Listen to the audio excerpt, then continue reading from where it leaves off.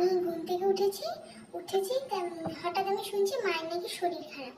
তা আমি তখন মায়ের কাছে গেছি, আমি বলছি তোমার কি? তখন বলছি যে পেট ফুলে গেছে, সত্যি সত্যি পেট ফুলে গেছে, বমি, খিদে পাচ্ছে না, হ্যাঁ কেমন অস্বস্তি হচ্ছে। তা আমি বলছি তোমার কি হয়েছে, কি হয়েছে, এরকম কেন? তো মা আমাকে কি বলছে, বলছে তুই আমার সাথে কথা বলিসনি, ওই টেনশনে আমার এরকম শরীর খারাপ হয়ে গেছে। সত্যি বলছি আমার এরকম পেট ফুলে গেছে, আমিও তোকে কিছু মনের কথা বলতে পারিনি। মানে ভাবো যে মা আমাকে, আমি মায়ের সাথে রাত্রেবেলা ঠিক করে কথা বলিনি, তাতে মায়ের এই অবস্থা হয়েছে।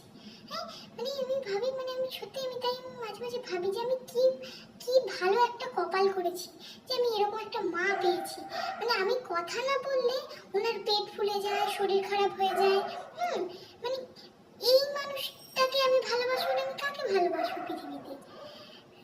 সত্যি মানে মা, মানে আমার মা, মানে সত্যি আমার ভগবান আমার মা।